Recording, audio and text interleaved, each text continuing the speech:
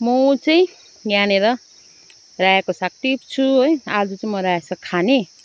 आज बिहानको छाकमा चाहिँ रायो साग चाहिँ यति छ। चारैतिर बार्नुपर्छ यसरी हो। कुखुरा छ नि त। यहाँ चाहिँ धनियाँ भइरहेको छ, लोकल धनियाँ अर्ग्यानिक प्योर है।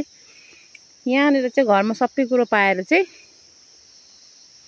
एकदमै राम्रो लाग्छ। सबभन्दा ठुलो कुरा अर्ग्यानिक, केही केमिकलहरू लगाएको छैन है। यहाँसम्म कि हाम्रो घरमा चाहिँ त्यो किरा मार्ने स्प्रे पनि लगाएको छैन। वाउ, बी पनि छिप्पिँदै रहेछ। पानी परेर के सिकसिक लाग्दो भइरहेको छ नि त। अन्त बी बारीमा पसेको पनि छुइनँ। पानी परेर एकदम नराम्रो भइरहेछ। बी पाकिरहेको छ। खोर्सानी छिप्पिरहेको छ। यो छुर्पीसँग खाने खोर्सानी हो है। यहाँ पनि छ है। यहाँनिर भइरहेको छ खोर्सानीहरू। यहाँनिर यहाँ पनि भइरहेको छ।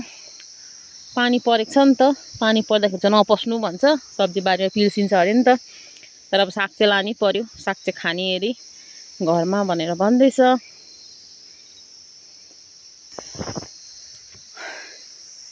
Shivani and welcome back to YouTube channel. Moni and mummy च्यानलमा तपाईँलाई फेरि पनि स्वागत छ है। आज म फेरि एउटा नयाँ भिडियोको साथमा आइसकेको छु। धेरै दिन ग्याप भयो, हुनु 1 महिना हुन आँट्यो है। दसैँभन्दा दिवालीभन्दा यतिकै टाइमहरू गयो। हुनु त दसैँ दिवाली हाम्रो के पनि थिएन, किनकि बडा फस्नु भएको थियो नि त। तर पनि दसैँ दिवाली नभए पनि घरमा आउँदो मान्छेहरू भइरहने है। अन्त उनीहरूलाई पाहुना आउना टार्दा के गर्दा कसो गर्दा फेरि अन्त अहिले चाहिँ घरमा मिस्त्री लागिरहेको छ नि त। ड्रेनहरू बनिँदैछ घरमा। त्यो सबैले गर्दाखेरि बिजी भएर चाहिँ भिडियोहरू सुट गर्नु पनि नपाएको। प्लस फेरि मलाई साह्रै नै अल्छी लागेर क्या। आजकल चाहिँ मलाई भिडियोहरू बनाउनु पनि अल्छी लाग्छ कि। प्लस फेरि फोन पनि बिग्रिरहेको थियो। अन्त बल्ल अहिले दुःख सुख सबै म्यानेज भयो है। फोन नयाँ लिएँ। अनि त्यसको बादमा अहिले सबै चल्दैछ है। अन्त अब चाहिँ आजबाट चाहिँ सोच्दैछु फेरि सुरु है, ब्याक टु द ट्र्याक। फेरि भिडियो बनाएर एउटा अपलोड गरेर फेरि 1 महिना गायब। मेरो चाहिँ बानी त्यस्तै छ। के गर्दा कसो गर्दा म चाहिँ छुटिहाल्छ है मेरो चाहिँ। र यहाँ चाहिँ मेरो सिमी पनि हुँदै रहेछ हेर्नुहोस् न। सिमी पनि भइसकेछ। आमाले त भन्नुहुँदै थियो, आमा 10-15 दिनमा चाहिँ तैँले खाने सिमी पनि हुने रहेछ भन्नुहुँदै थियो है। ठिक्कै भइसकेछ हो। सिमी यहाँ पनि छ, सागहरू है। र मुलाको साग, मुलाहरू पनि खाने बेला भएको रहेछ। अघि बिहान आमाले टिपेर सिद्रामा अचार बनाउनु हुँदै थियो है। भएको छ है सिमी। म चाहिँ अब खानासाना खाइसकेर है यहाँनिर दाउरा थाक्लाउनुको लागि आएको। यो दाउरा चाहिँ हामीले अस्ति पर खेतबाट बोकेको थियौँ नि त। 2-3 दिन भइसक्यो, थन्काएको थिएन है। पानी पनि आउँदैछ, थन्काइदिइहाल्नु पर्यो भनेर। फेरि बेसी भिज्यो भने त बल्दैन। यो दाउरा चाहिँ हामीले विन्टरको लागि स्टक गरेको है। पानीहरू पर्छ, यस्तै चिसो दिन हुन्छ नि त, त्यति बेला दाउरा चाहिन्छ। फेरि हामी म्याक्सिमम् चिज दाउरामै पकाउँछ नि त आमाले। आगो ताप्नु, नुहाउने पानी गरम गर्नु है, सुपहरू मासुहरू पकाउँदाखेरि सबै आमाले चुलामा गर्नुहुन्छ। त्यो चाहिँ म दाउरा साइड गरिदिइहालौँ भनेर चाहिँ आएको। पानीले चाहिँ सिकसिक लाग्दो भइरहेको छ है। सुत्दा सुत्दा पनि वाक्कै लागेर चाहिँ जिउ दुखेर चाहिँ म चाहिँ बाहिर निक्लेको। 2 दिन भइसक्यो यस्तो वेदर भएको। आज चाहिँ म अटेरी गरेर पनि काम चाहिँ गरिदिइहालौँ भनेको।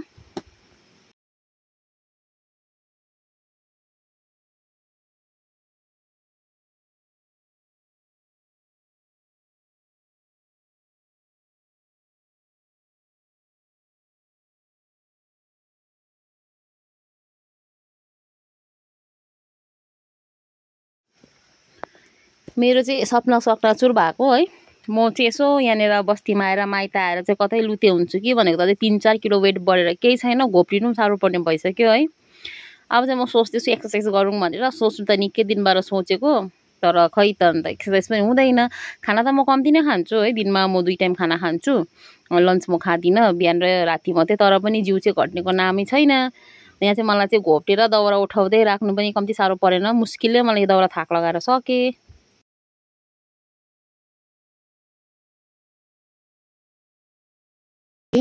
खोर्सानी पाकिरहेको रहेछ हेर्नुहोस् न। खोर्सानी पुरा पाकिरहेको रहेछ बोटमा थुप्रो।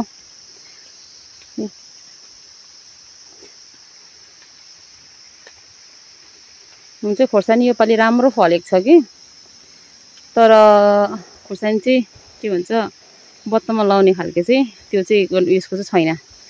राखेर 1-2 दिन राखेपछि त्यो एक खालके पाकेपछि नि त्यो भित्रबाट किरा निक्लिने खालके छ।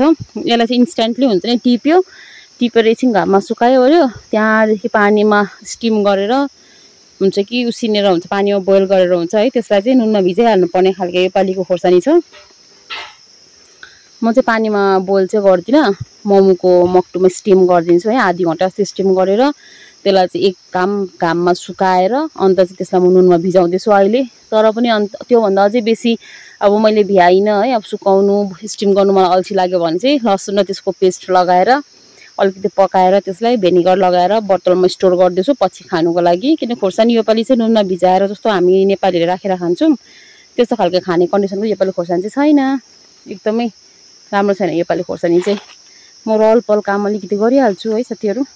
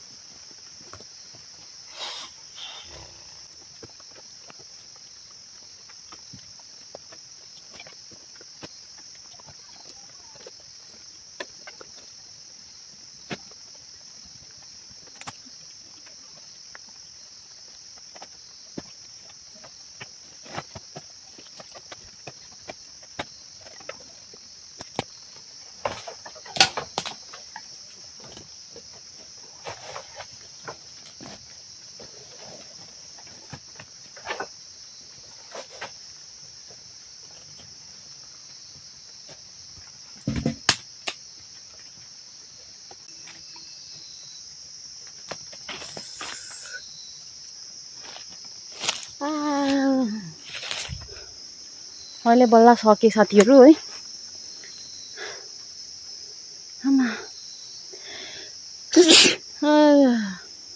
बल्ल सके। त्यो टुक्राहरू उठाएको कारण चाहिँ, मसिनो टुक्राहरू उठाएको कारण चाहिँ अहिले आगो फुक्नुहुन्छ नि त है। आगो फुक्नु, नुहाउने पानी तताउनु। यहाँ चाहिँ मेरो स्वेटर गरम भएर मैले स्वेटर यहाँ खोलेर फ्याँकिदिइरहेको थिएँ, स्वेटर पनि सबै भिज्यो। बल्ल बल्ल सके दाउरा फाक लगाएर है। पानी पर्यो। तपाईँहरूलाई वरिपरि के देखाउनु, मेरो सयपत्री फुल राम्रो फुलिरहेछ। अब हात खुट्टा धुन्छु, अन्त रेस्ट गर्छु। यहाँ है घरमा आएर माइतमा आएर बस्तीको चाहिँ मलाई यही मनपर्छ है। चारैतिर खुल्ला जग्गा, ठुलो आँगन, वरिपरि खुल्ला खेत है, जहाँ आफूलाई इच्छा परेको फुल रोपे पनि हुने। सहर बजारमा चाहिँ के हुन्छ, आफ्नो घरको गेट खोल्यो, सामने अर्का घरको गेट है, एउटा गमला राख्ने फुलको पट राख्ने जग्गा पनि हुँदैन। यहाँनिर वरिपरि जता हेऱ्यो त्यतै फुल, आफ्नो इच्छाको फुल रोप्ने जग्गा पाउने, आफ्नो खुसीले जे गर्दा पनि हुने है। एकदम खुलामा सास लिएको जस्तै हुन्छ मलाई चाहिँ यहाँनिर आएर चाहिँ। एक्चुअली मलाई यो फुल चाहिँ मन पर्थेन अरू बेला आउँदाखेरि कि, किनकि नराम्रो देखिरहेको हुन्थ्यो नि त। योपालि त पुरा मन परिरहेको छ। सायद म अरू बेला चाहिँ फुलिसक्दा आइपुग्थ्यो होला, योपालि चाहिँ मलाई मन पर्यो। ल साथीहरू, अब चाहिँ धान पाक्यो। धान त्यस्तो छ। यो चाहिँ कालटुडे हेऱ्यौ, कालटुडे न कृष्ण भोग के भन्यो, मैले त कालटुडे होला। यसको चाहिँ सेन्ट आउँछ अरे यो चामलको चाहिँ। धान पाक्यो साथीहरू। अब चाहिँ मेहनत, बर्खाको रुजी भिजी घाम पानी नभनी खटेको मेहनतको फल हो यो चाहिँ।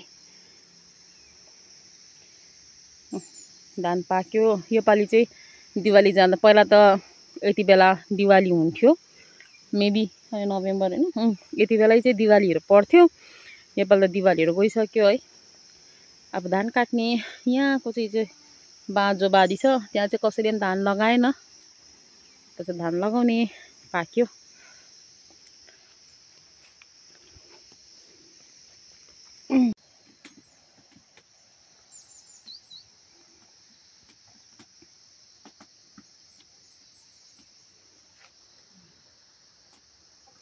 यो चाहिँ मम्मीले रोपेको गोदावरी है, घरको सामने राखेको थियो। तर घरको सामने चाहिँ ड्रेन बनिँदैछ नि त, त्यसले चाहिँ अब भाँचिन्छ भने चाहिँ साइडमा हामीले अर्को जग्गा राखिदिएको छौँ। मजा मजा कलर रहेछ। हुनु त लास्ट योभन्दा राम्रो राम्रो फुलेको थियो। योपालि चाहिँ कुखुरा पुरा झ्याउझ्याउ रहेछ नि त घरमा, दसैँ दिवालीको लागि पालेको, त्यसले बर्बाद गर्दैछ योपालि चाहिँ गदावरी। अन्त गदावरी हेर्दै मम्मी रिसाउँछ। तर जे भए पनि दुःख सुख यतिको राम्रो फुलेछ, कलरहरू पनि राम्रो राम्रो रहेछ।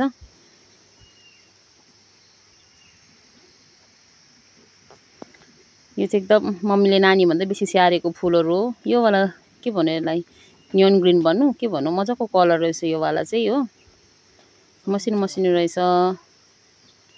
यहाँनिर यो रातो रहेछ, रातो पनि होइन, यो कस्तो भन्नु मरुन कलर।